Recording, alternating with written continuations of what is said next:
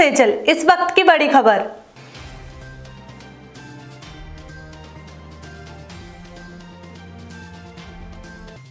आज शक्ति फार्म में आम आदमी पार्टी के वरिष्ठ नेता डॉक्टर विनय कृष्ण पदमंडल से विकास और जन मुद्दों को लेकर चर्चा हुई। इस चर्चा में उन्होंने बताया 5 साल से आम आदमी पार्टी का मैं सेवा कर रहा हूं और आज शक्ति फार्म में 4 साल से सड़क का कार्य चल रहा है, मगर आज तक वह सड़कों का काम पूरा नहीं हो पाया और मैं भी शक्ति फार्म बाजार में रोज बैठता हूं और साथ ही 50 ग्राम धूल में रोज खा रहा हूं। आज सिडकुल की सड़क का जो दशा है, हर हफ्ते में कोई ना कोई सड़क हादसे में अपनी जान गंवा रहा है, लेकिन शासन प्रशासन और क्षेत्र विधायक कान में रुई लगाकर बैठे हैं, मानो जैसे उन्होंने अपनी आंखों पर पट्टी बांध ली हो। इनको इससे कोई लेना देना नहीं है, बस इनको हिंदू मुस्लिम धर्म करके चिल्लाना है। बल्कि आज गैस की सब्सिडी भी बंद कर दी गई है। हालांकि सरकार ने कहा था कि गरीबों के खातों में पैसा आएगा, मगर वह पैसा कुछ दिनों के लिए आएगा और अब तो किसान बिल लागू हो गया है, तो आटे की रोटी खाना भी नसीब नहीं होगा, क्योंकि जो गरीब लोग किसान नहीं हैं, वो 200-250 रुपए किलो कहां से खरीद कर खा पाएंगे। सितारगंज विधानसभा छोड़िए, बीजेपी सरकार का शासन चल रहा है और आज इतनी कड़ाके की ठंड में दिल्ली में चारों ओर करोड़ों लोग बैठे हुए हैं, पर सरकार के कान में जूं तक नहीं रेंग रही। साथ ही उन्होंने आने वाले 2022 चुनाव पर कहा, मैं आशा करता हूं सितारगंज विधानसभा से आम आदमी पार्टी की जीत का परचम लहराएगी। और 6-7 साल से आम आदमी पार्टी में सेवा कर रहा हूँ, केजरीवाल के एक सिपाही के तौर पर। लेकिन कभी कभी समाज के काम के लिए, समाज के सेवा के लिए तत्पर रहता हूँ, इसमें कोई दो राय नहीं है। आज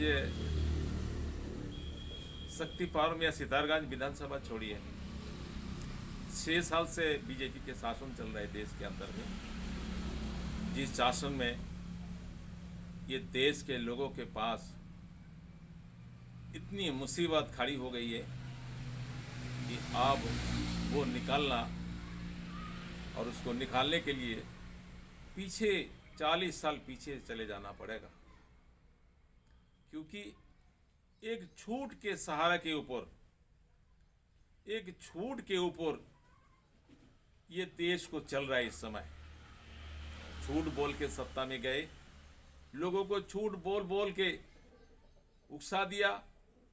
पहले तो हिंदू मुस्लिम को बांटने लगे और फिर आप हिंदू और पंजाबियों से बांटने का काम कर रहे हैं। इसी कड़क ठंड में दिल्ली में चारों ओर करोड़ों लोग सड़क के ऊपर बैठे हुए हैं, उनके हक मांग रहे हैं, लेकिन सरकार के कान में जू तक नहीं जा रहा।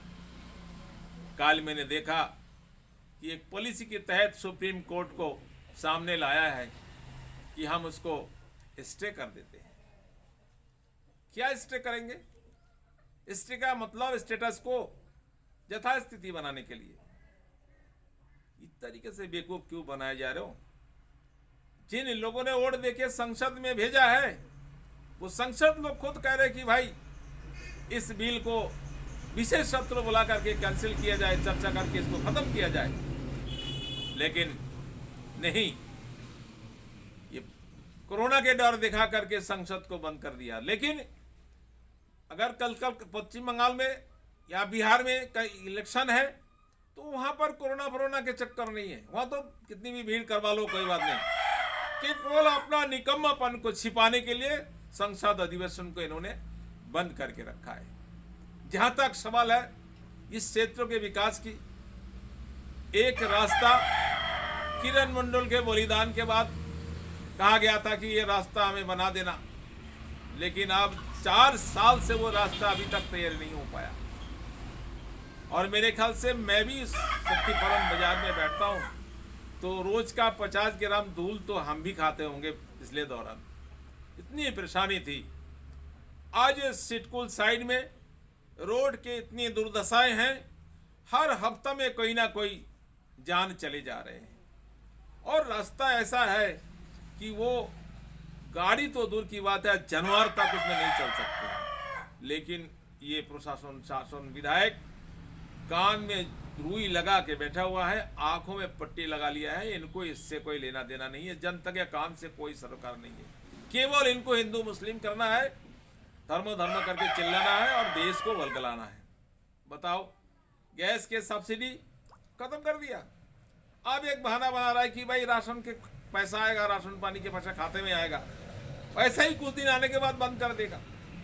और जो ये किसान बिल अगर लागू हो गया, आज तो आटा हम खा पा रहे हैं, लेकिन गरीब से गरीब लोग जो किसान नहीं है, जो खरीद के खाता है, उनको 200-250 रुपया आटा के किलो खरीद के खाना पड़ेगा। वो दिन सामने आने वाले हैं। और पूरे भारतवर्ष को भारतीय जनता पार्टी ने प्राइवेटकरण करने की नियत से यह काम कर रहा है।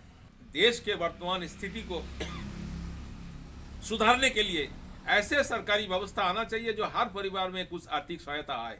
जैसे दिल्ली में 200 यूनिट बिजली फ्री, उत्तराखंड में वो भी यहाँ पे लागू होगा।